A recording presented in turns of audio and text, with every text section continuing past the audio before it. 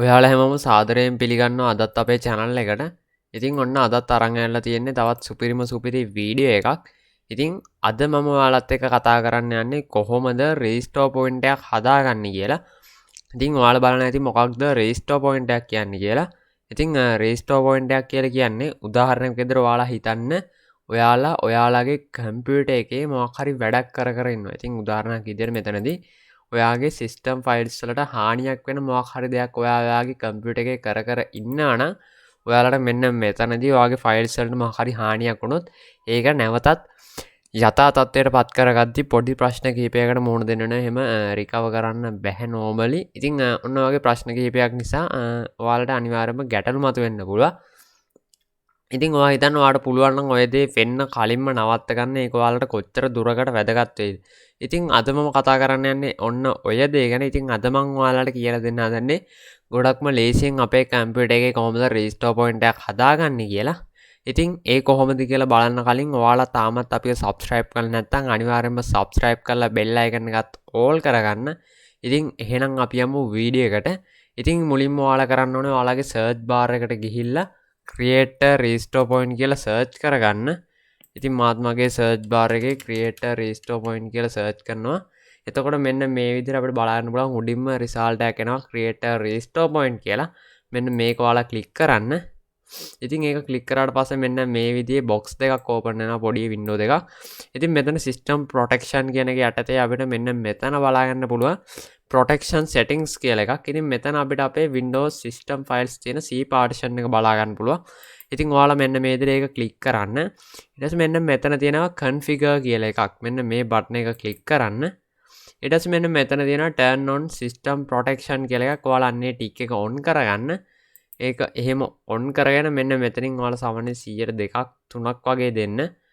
ඊට වැඩිය නම් අවශ්‍ය වෙන්නේ නැහැ. ඉතින් මෙතනදී මම මගේ ඒකනුත් දෙනවා 100 ගාණක් දීලා මෙන්න මෙතන දෙන apply කියන button එක click කරන්න. ඊට පස්සේ මේක okay කරගන්න. ඊට පස්සේ මෙන්න මෙතන තියෙනවා create කියලා button එකක්. මෙන්න මේ button එක ඔයාලා click කරන්න. click කරාට පස්සේ මෙතනදී අපි නමක් දාගන්න පුළුවන්. ඉතින් මෙතනදී ඔයාලට පුළුවන් ඔයාලා කැමති නමක් add කරගන්න. ඉතින් මෙතනදී මාත් මෙතන නමක් add කරගන්නවා. ඉතින් ඔයාලත් කැමති නමක් add කරගන්න.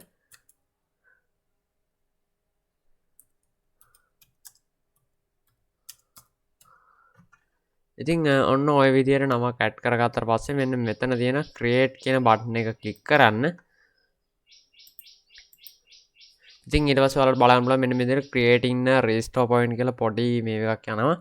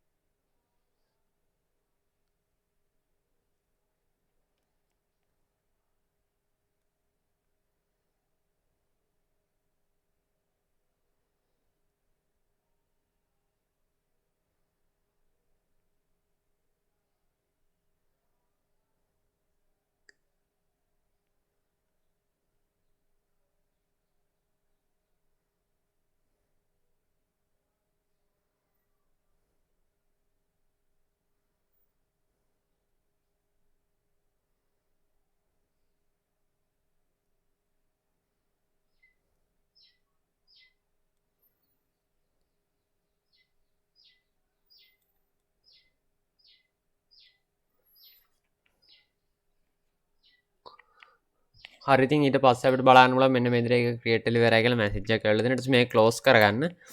ඉතින් දැන් අපිට පුළුවන් අපිට අවශ්‍ය ඕනම දෙයක් අපේ සිස්ටම් ෆයිල්ස් වල කරලා මොකක් හරි ප්‍රශ්නයක් ආවොත් මෙන්න මේ රීස්ටෝර් පොයින්ට් එක පාවිච්චි කරලා අපේ සිස්ටම් එක නැවතත් තිබ්බ තත්ත්වයට පත් කරගන්න.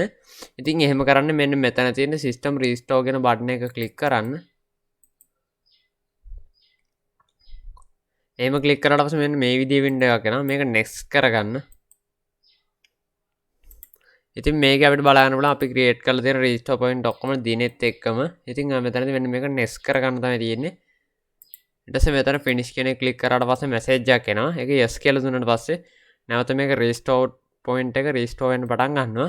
ඉතින් මෙතනදී මට එහෙම අවශ්‍ය නැති නිසා මම ඒක නෝ කරගන්නවා. ඉතින් ඔන්න ඔය විදිහට ඔයාලට අවශ්‍ය ඕනම දෙයක් මෙන්න මේ රීස්ටෝර් පොයින්ට් එක පාවිච්චි කරලා කරගන්න පුළුවන්. ඉතින් මොකද ඉතින් වීඩියෝ එක ගැන වීඩියෝ හොඳ නම් අනිවාර්යයෙන්ම ලයික් එකක් දාලා ඔයාලගේ යාළුවන්ටත් බලන්න ෂෙයා කරන්න. ඉතින් අද වීඩියෝ එක ඉවරයි. තාත්තලත් වීඩියෝ එකකින් ඉක්මනටම හමු වෙමු.